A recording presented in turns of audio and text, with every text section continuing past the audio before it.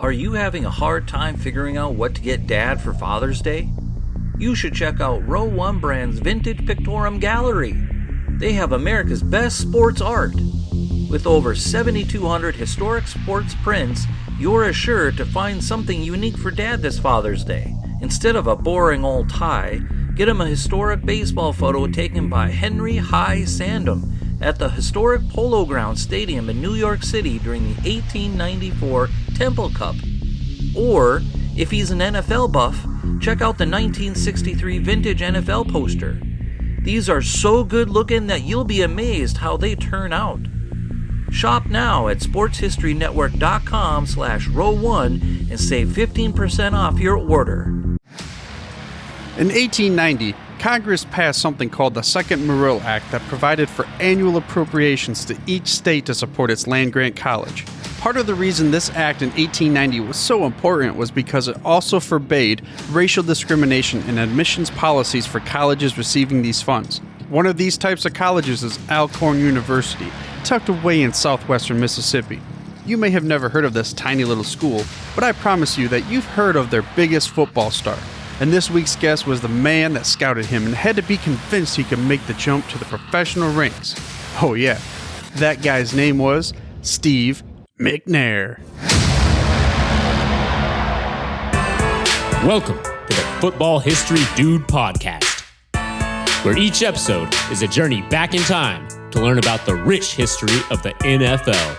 Your host is Arnie Chapman. Football is his passion, and he wants you to come along with him to explore the yesteryear of the gridiron. So hop on board his DeLorean and let's get this baby up to 88 miles per hour. This time as we step off the DeLorean, the year is 1871, and we are in Claiborne County in Mississippi. And you might be asking yourself, well, why are we in Claiborne County in 1871? What we got going on here? I don't think the NFL started in 1920. But the reason we're here is because this is the year that Alcorn University was founded. That might not mean much to you. Alcorn University, like, what? Okay. But it will mean a little bit more to you, and you'll understand when we finish off the 3-part interview with Chris Landry in this episode. And I'm going to go ahead and leave that as a teaser for you, even though I kind of covered it a little bit in the intro. But nonetheless, again, this is the 3rd part of the Chris Landry experience. And if you haven't listened to part 1 or 2, then I think you should go ahead and mash that pause button because you got to go back and listen to those 2 first. But if you have, then this is just a little bit of a reminder about our guest, Chris Landry. He has spent a lifetime in football, serving as a coach, scout, and administrator at both the college and NFL levels. He was also selected as a coordinator of the NFL Scouting Combine in 1993. And fortunately, he had to leave the game. I mean, he had some sick family members to help out. NFL teams, they're all like, hey, we need your help. So they kept contacting him and they're trying to get him to work for them. So now he runs his own company called Landry Operations. Well, Landry Football Operations and LandryFootball.com as well. I'm going to go ahead and leave links to both of these sites. Also his podcast on the dedicated page for Chris on my website, which you can get to by heading to thefootballhistorydude.com/Chris Landry. Again, that's thefootballhistorydude.com/Chris Landry.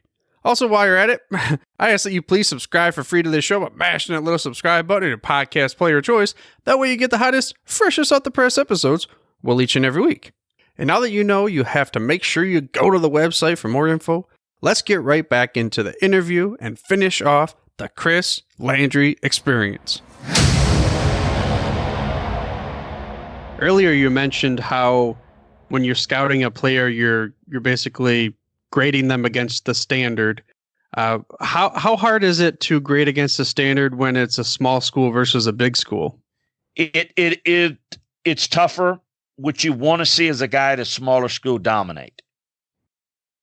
Look, I always say, if you're going to a smaller school, and I don't care what position he's playing, if I got to find out, you got to tell me who he is. If he doesn't jump out on me quickly, then there's a problem. Because it should be, don't tell me his number. It's him right there. I see him right there. He jumps out at you, sticks out like right, a sore thumb. So, I think it's really important to dominate. But here's the other thing. Did he have the measurable? So, there's a kid out of St. John's College, an offensive tackle this year. He's at the Senior Bowl. He's invited. Division III school in Minnesota. They have rarely had prospects. They've had a really good program there for years and years. Coach Joe Girardi passed away, but he won more games in college football at any level than anybody. But this kid's 6'6", he's 315, and he can move. Okay, he's worthy of looking at. I mean, he's not just some slob.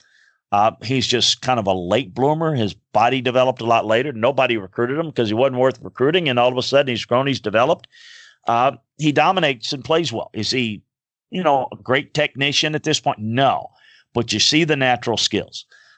So it's harder, but when a guy stands out, and he should stand out, I don't think you should ever give up on the fact that, hey, always say grade the player, not the helmet.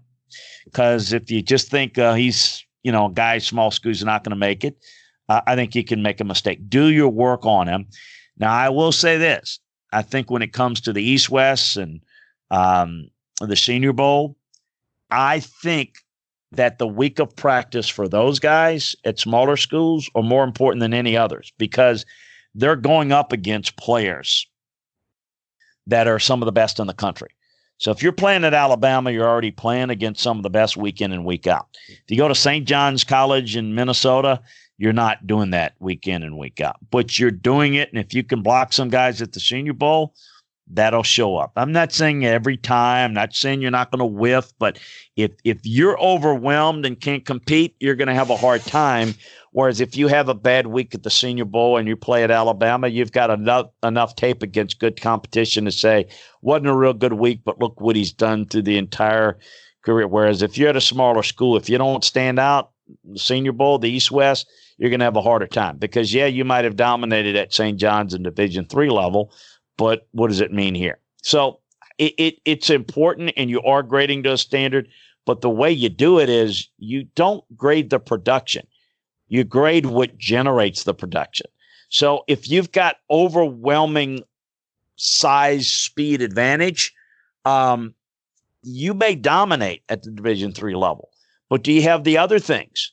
Does he compete? Does he fight? Does he finish? Because if you're just one of these guys that just can fall out of bed and be a decent player because you're 75 pounds heavier and that much more athletic, you don't have to be good sometimes to win on a given play and dominate on a certain play.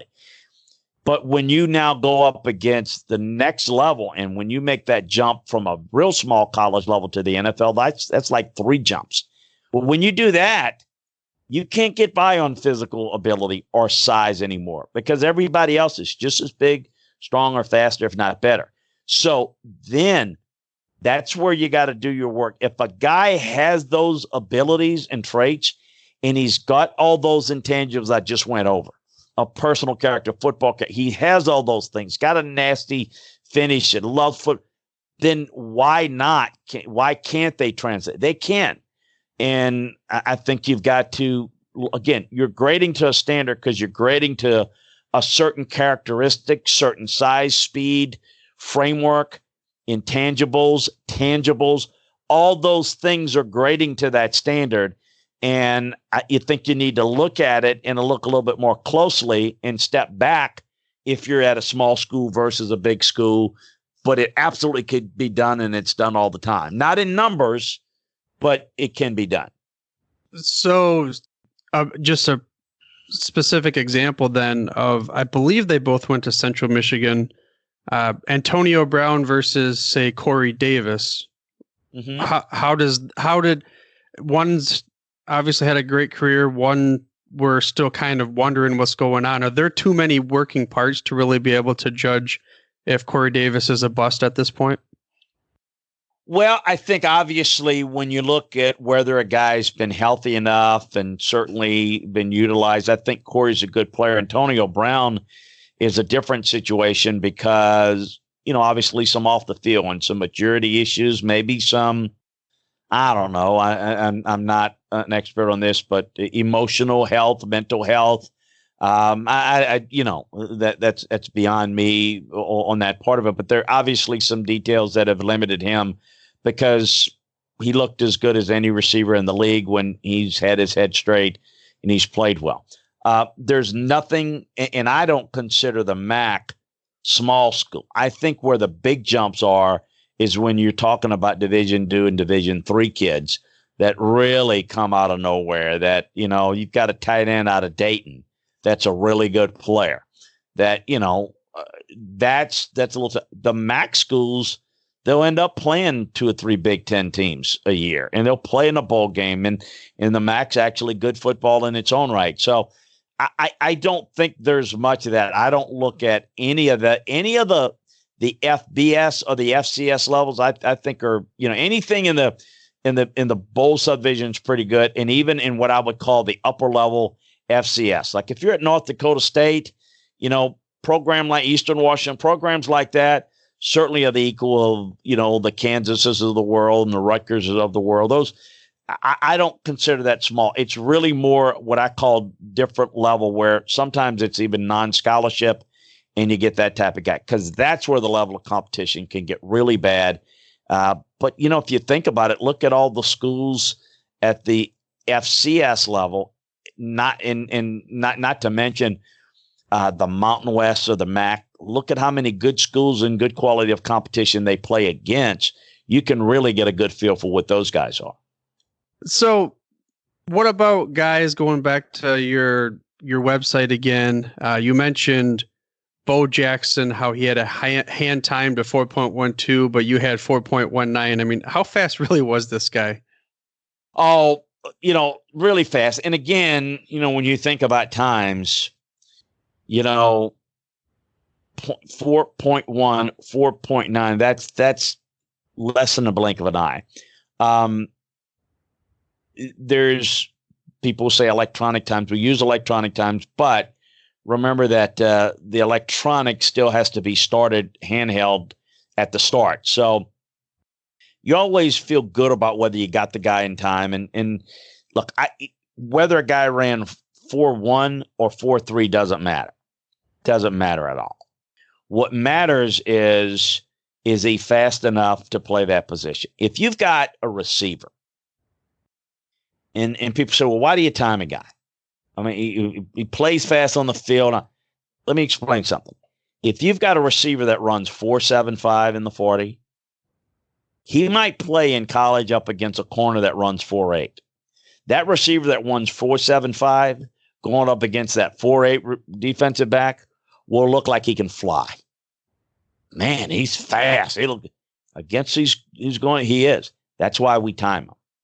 If a guy runs 4.75 and he's a receiver, he won't get open. He can't play.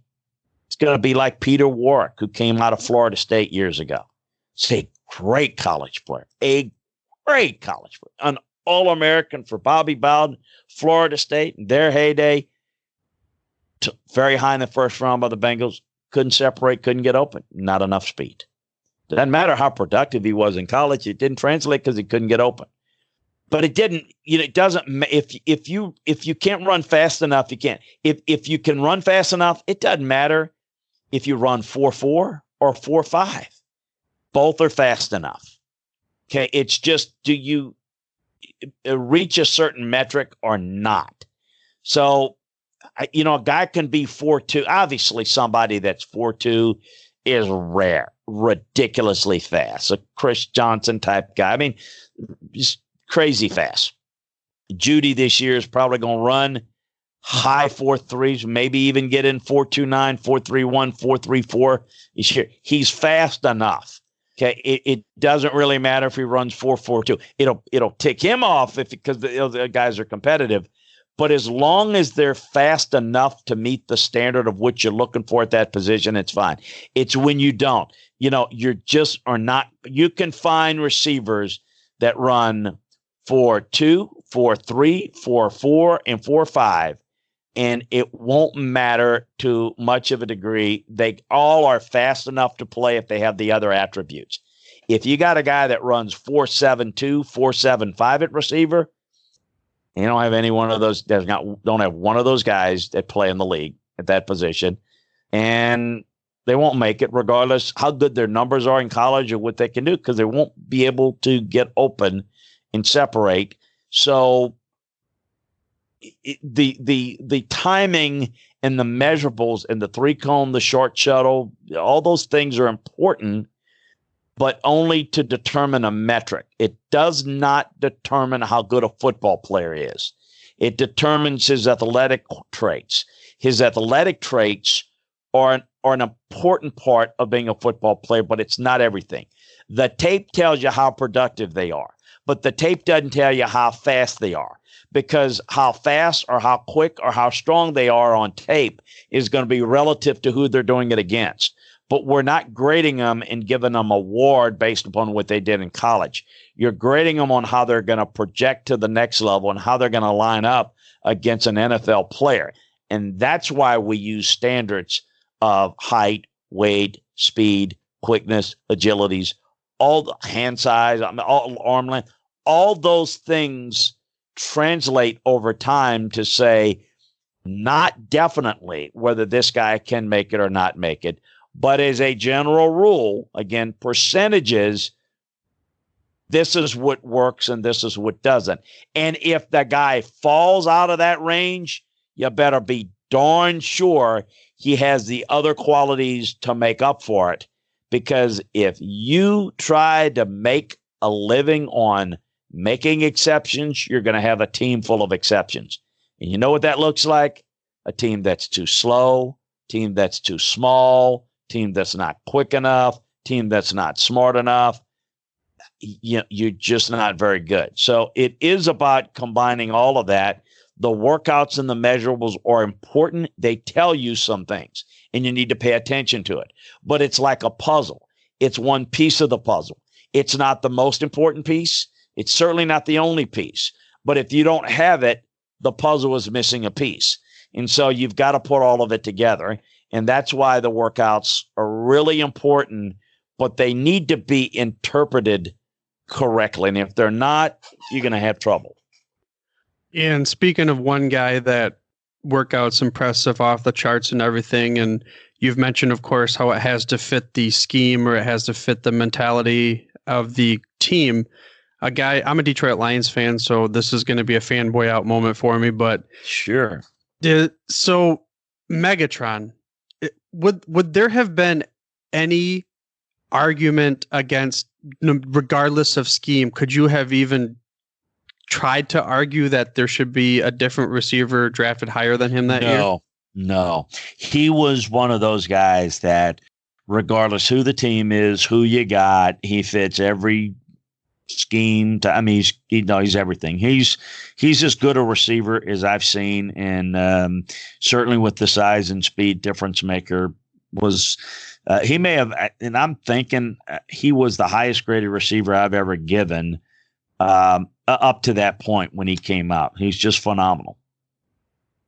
I mean, how often does that really happen? Are we talking once a year there's a player like that? Or I think every year there's a few guys that, could play for any team.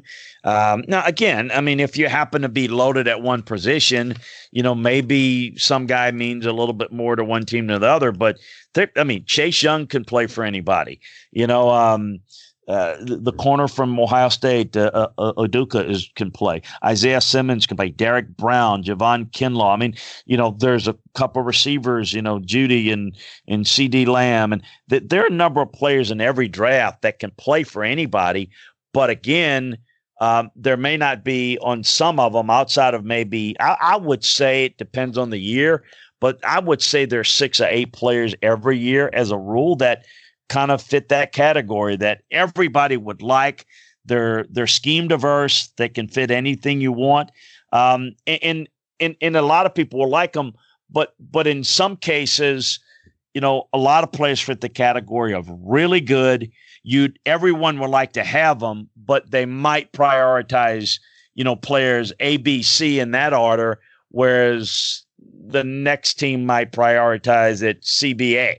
And the third one might say BAC, and so, but I think the elite ones, they're really good. It's just like I think Joe Burrow could play and be very effective.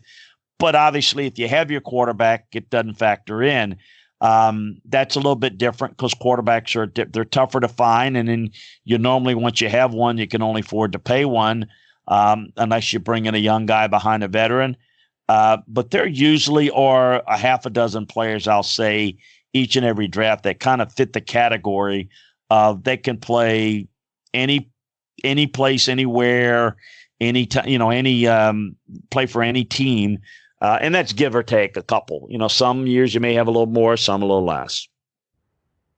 So then how does that translate into, as they're veterans, the 4 years, 5 years out, and then we turn into free agency and teams trying to determine if they're going to pick a player up or not? Well, if I understand you correctly, if you've got a guy, first of all, if you draft a guy in the first round, you got a 5th-year option on him. So are you asking how do you determine whether you want to keep a guy, let's say after a couple of years in the league, whether you want to re-sign him or let him go? Is that what you're asking? I'm not quite sure. Yeah, let's go that route because of the money that will then potentially be increased to it. When do you determine if you're going to keep a guy or let him go? It's a great question. In fact, I was talking about it on one of my podcasts today about the quarterbacks in that situation. And here's my rule of thumb. If you like a guy, and it's everything is a projection, college guys going into the NFL. Well, you all of a sudden got a young quarterback or young whatever position. He's playing a couple of years in the league. You really like him. Sure, there's a risk to go ahead and get him a long-term deal. You don't know if he's going to regress, have injuries, but you're always better off, depending on the position now. I mean, if you're a running back and he's a good back, but he's replaceable down the road, you maybe are not as in tune to do this. But if you got a young quarterback that you like, and we're seeing this right now, Dallas with Dak Prescott, for example.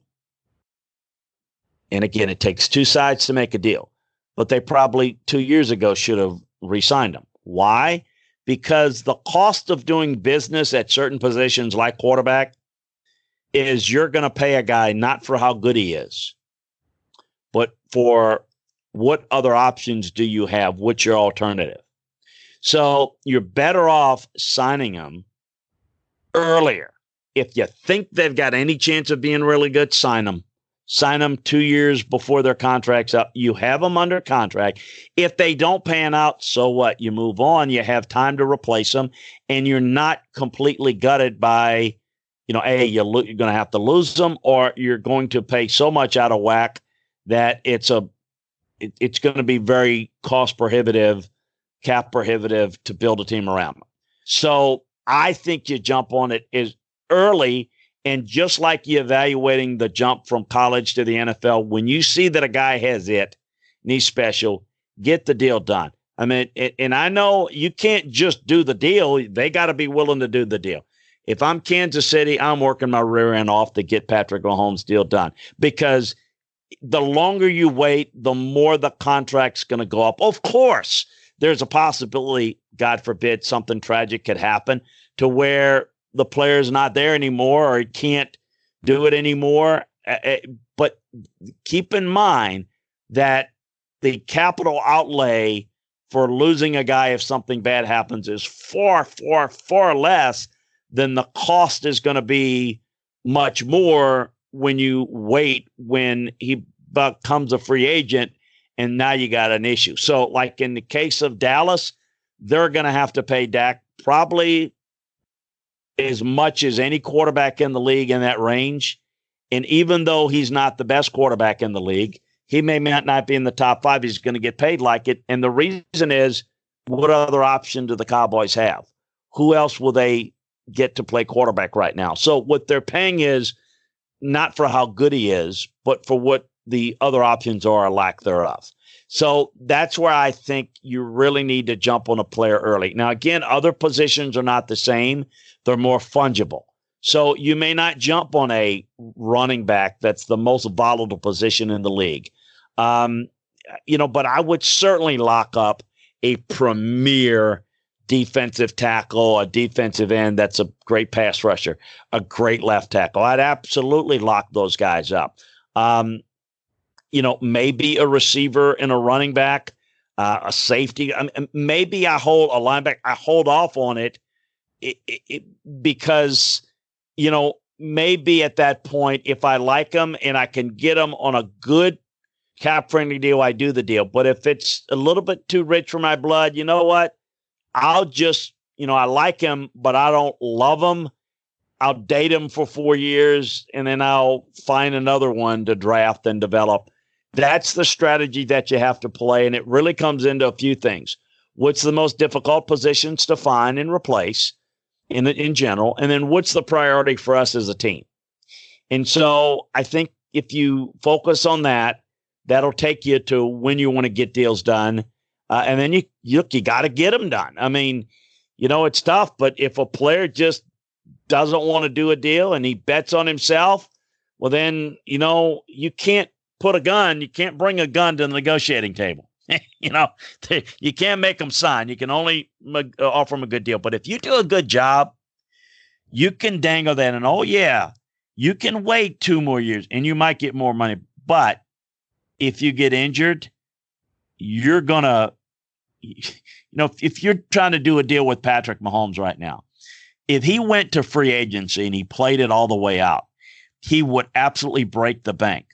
But does he want to wait another 2 years, 3 years, and make basically a rookie contract money, which is like a fraction of what he could make? Or is he willing to take a big time deal that's probably going to be worth $45 million a year, perhaps, and do that now? Oh, he might be able to get more. He would be able to get more than that if he continues to play that well for 3 more years. But look at the money he's leaving on the table for the next 3 years. Get the deal done, get your 35, 40 million a year, whatever it's going to be, and then you deal with it then. So you've got some leverage, and if you do a good job and look at good evaluations, not just about drafting players, but it's about knowing what players on your team you want to keep long-term and which ones you're willing to move on from, and recognizing in the league that, you know what, I like this guy, but you know what, other people are going to love him. And you got to know what the value is of a player. If you think the guy's worth 5, I'm just using a number here, and somebody's willing to pay him 6.5, you got to be willing to say, no, he's worth 5. Because if you start paying the guy that's worth 5, 6, then what do you pay the guy that's worth 6? Well, 7. And all of a sudden what you have is an average team or less, and you got cap problems. You got to know the value of the player, and you got to put your resources in the proper way. I mean, it's no different than doing a budget at home. Yeah, I mean, we could probably go on and on again about free agency and all the other things that you can provide to the fans of the show. I think we're going to leave the remainder of the free agency questions I have for another episode. I have to bring you back on. Speaking of the fans of the show, one of the best fans that we have is Jeremy McFarland out of the Nashville area. He's a big Tennessee Titans fan, and one of the questions that he wanted me to make sure I asked you was, when you scouted Steve McNair and Eddie George, what stood out the most about these two greats for you? Well, for Eddie George was his toughness, his ability to be a load bearer for the run game. We were going to build an offense around the running game in a one-back set, and we needed a back that could pound you, could be a good inside runner, and could get stronger as the game went along. So definitely for him, it was his toughness as a runner. It was durability as a runner. For Steve McNair, no question, it was leadership and toughness, mental and physical toughness. It took me a while to get sold on Steve. I took several visits to Alcorn State. Yeah, he threw for a bunch of yards, but he never played under center. It took a full week of our first mini camp practice for him to learn how to properly execute the quarterback center exchange. His whole offense at Alcorn State was shotgun, 4 wides. The pass rush came from the left. He rolled to the right and threw it. Pass rush came from the right. He rolled to the left and threw it. He had no concept of what to do, not because he couldn't learn or anything. It was a very simplistic offense. So we had to have a plan and I knew that he would work, and I knew that he would be tough and he'd be a leader. The guy played with broken vertebrae in his back, broken ribs. He was a mash unit in the training room all week. There were weeks where there would be zero chance of him playing by Wednesday, by Thursday. No way. And on Sunday, he's suiting up. That was worth his weight in gold to his teammates. His teammates knew he would be there. He would get done what needed to get done. He was a functional passer. When I drafted him, was involved in drafting him, I knew he wasn't ever going to be a Hall of Famer, but I knew he'd be a good quarterback, at times great. I knew he'd be a leader. I knew he could be effective running in the red zone and short yardage that you'd have to factor in. And I knew he could avoid plays with strength, and he could throw the football well enough to where he could be successful and functional. So those are the two things that jumped out at me the most with both of those guys. Going back a little bit further than that, one of the questions that I ask every guest of the show is, if I gave you the keys to my DeLorean and you could go back any point in time in history. Now, this is one caveat, two caveats. You cannot change the outcome, and it has to be before your timeline in the NFL, and even maybe before you were born. Let's go with that. What moment in time are you going to? Now I'm not looking for you. Drafting a player, or if I could change time on what? I'm not sure. Not sure I understand the parameters of what you're asking. I like how you're able to ask more parameters for it, because there are a lot of different variables that we could take into it. Let's go with this. Okay. If you could go back to any game and scout a game from a long time ago, just because of the pure enjoyment of being a scout, what game would it be? Boy, I've been to some really good ones. I'd like to go back and relive some of them because they were so good. The 83 Miami-Nebraska game, which is the first Miami, the upset win, Colzar in that group. Gosh, it's been so many games that were just great, fun games. For me, what I would want to go back and do would be to, I don't know, maybe have a chance to have some do-overs on a player. For example, I wanted to draft Curtis Martin. I didn't, or I delayed it around because Curtis was always injured at Pitt. And I just was worried about durability with him. And he went in the league and he's never injured.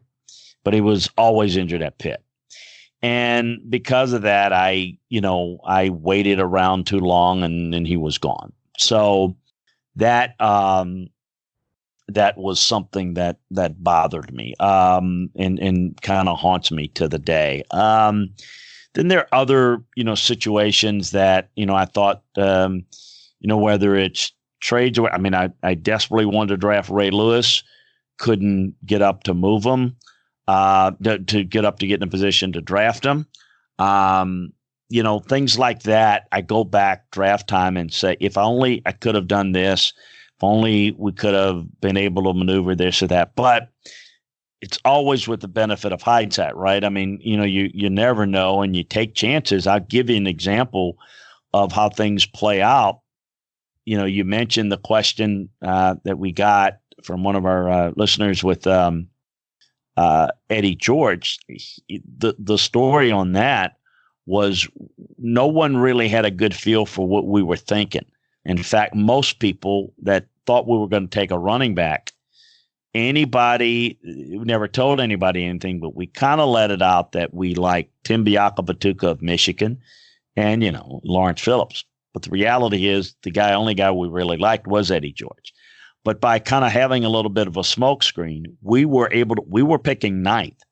We moved down all the way to 16. And we got the Raiders to move up with us. And we got a 4th round pick for doing so. And in the 4th round, we took John Runyon, who was a really good tackle, an all-pro tackle for us, and he ended up going to play with the Eagles. So we ended up, by moving down, we still got John Runyon. We still got Eddie George, but we had John Runyon. So, it's things like that I look back that I'm really pleased with. But most of the time it's, I wish we could have done this. I wish we could have done that. I wish we could have been in a position to draft this guy. The year we took Steve McNair, I wanted him. I liked him, but I sure would have liked to have had Tony Boselli and Warren Sapp. But you can't. You're going to get one of them. It's not recruiting. You can only get one. So my biggest thing is, you look at a lot of these guys, you want them, but you go into every draft and you realize you're only going to get a handful of those guys, and many of them that you like are you're going to be playing against, and there's nothing you can do about it. That's just the way it is. Most of the players you're not going to get. Yeah, and you mentioned 2020. This is the year of 2020, and hindsight is 2020. But you've had such a long career, whether it be in we'll call it the NFL sector or the private sector now with Landry Football. What's the mission of Landry Football? Well, Landry Football Operations, that mission is to help college programs and NFL teams on coaching and scouting matters to help their situations. LandryFootball.com is for the fans. It's to, I think, educate and make more enjoyable the game of football, to provide inside information that maybe you can't get other places. As I always say, 90% of the information I come across, I really can't share because it would be, personal information or professional information that's uncovered through personal background and with people. But the 10% that you can share, it's unique, and we can provide a lot of that. In the information age, we think that's really useful. But it's probably more than that is the evaluation of recruits, the college players, college coaches, NFL players, NFL coaches, the NFL draft. We're one-stop shopping football. And as we like to say, if it involves players, teams, coaches, schemes at the college or NFL level, we got it covered for you at LandryFootball.com. And it's like having a scouting department or a coaching department at your disposal for less than a magazine subscription. And that's what we provide for you. An insight, take you inside the film room, have you understand and see the game as a scout, as a coach, have a better understanding of the whys. I think we live in a world now of fantasy football, and fans can learn a little bit more about how they evaluate themselves as opposed to being told, who should I take? This and that. Well, I think we help you understand what it is you should be looking for so that you can make that decision better than you are. Because if you're following your fantasy football rules, then you should be the best one to understand what to look for and how to look for it so that you can make the decision that's best for your team. If you just want to learn more about football and enjoy the game better and understanding how decisions are made, how do you deal with free agency? How do you negotiate a contract? How do you set up a draft board? How do you run a draft pick? How do you make a scouting call out of school? How do you coach a certain position? All these things we take inside the film room, inside the boardroom, and explain it to you so that you have a better understanding. How do I conduct a coaching search? How do I evaluate coaches?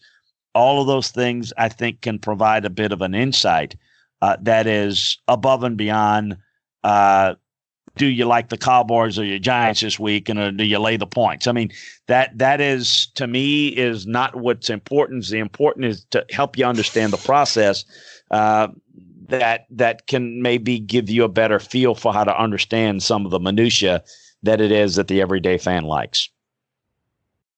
Yeah, and I will provide links in the show notes for everybody to be able to get to LandryFootball.com. They can check out all of your products you offer, as well as your podcast and your social media handles. Is there anything else or anywhere else you'd like the fans of the show to check out? Well, you can check out, I'm glad you mentioned the podcast. You can catch that on LandryFootball.com, and you can sign up wherever you sign up for your podcast. If you go to Landry Football's conference calls and sign up, you'll get a number of different podcasts. You'll get an NFL podcast Monday, Wednesday, and Friday all year round.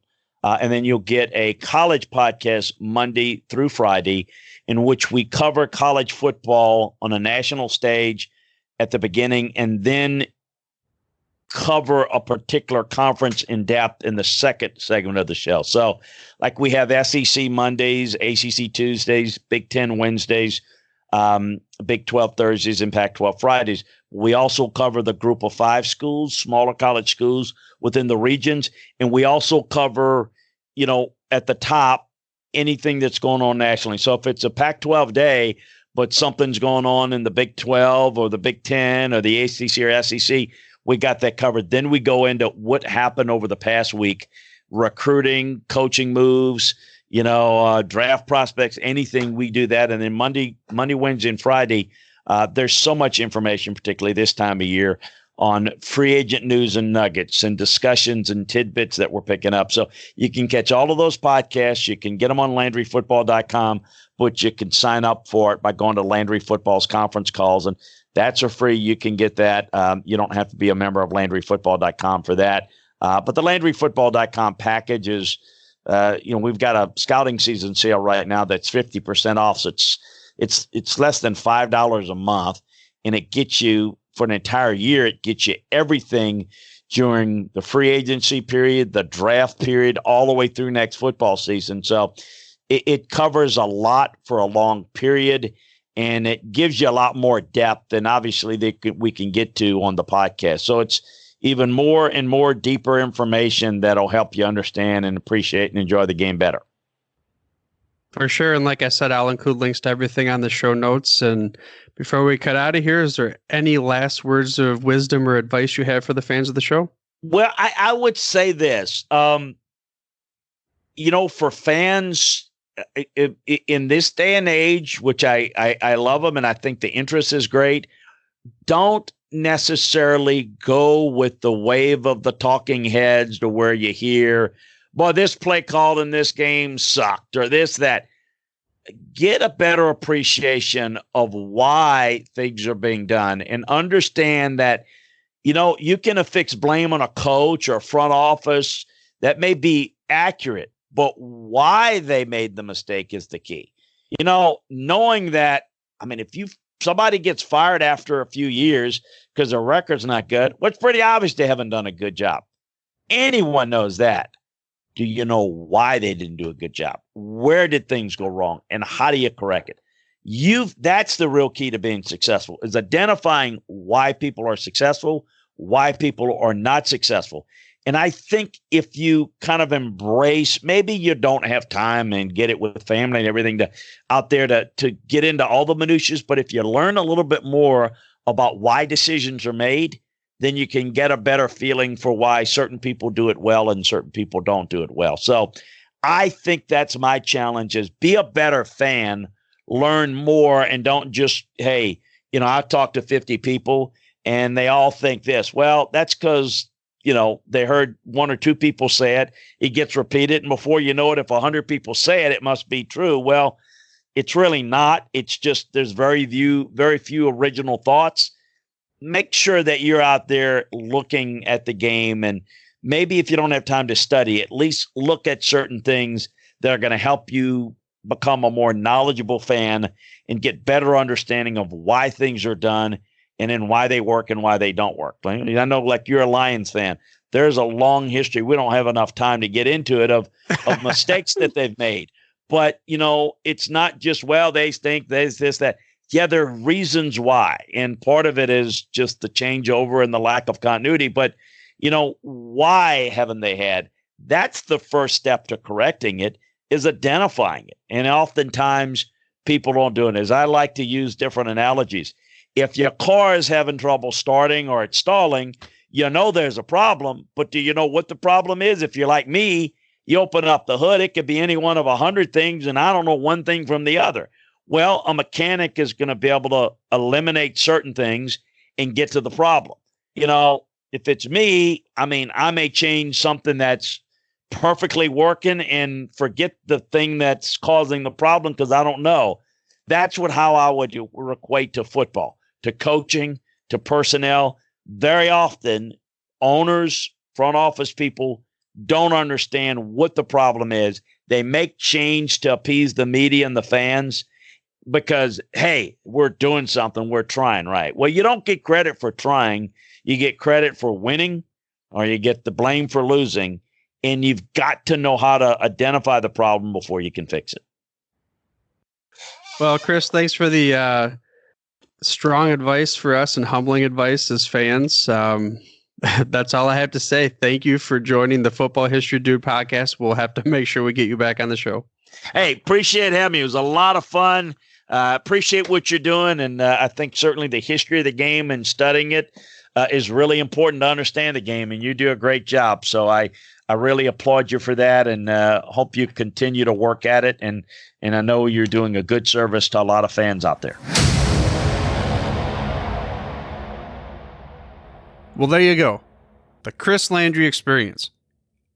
I think he shared an extremely large amount of information. I mean, he shared so much with this that I had to end up breaking it down into 3 episodes because there's just so much. The crazy thing is, we could have just kept going on and on and on. He could have kept dropping more gridiron knowledge nuggets on us. So I'm thinking that we're going to have to bring him on the Football History Dude podcast at a later date. Talk about some of these other things. We got to talk about things that I didn't even get to. The transformation to free agency, what it's like to work a contract, his business consulting and helping teams hire coaches, and all sorts of other things. So let's just say we're going to have to bring him back a little bit. And while we're at it, I'm going to go ahead and peel back the curtain because, when I was sitting there, his information was so interesting, I couldn't stop. I had to go tinkle like halfway through that whole interview, but nonetheless, we continued on, we pushed through, we grit our teeth, and we're good to go.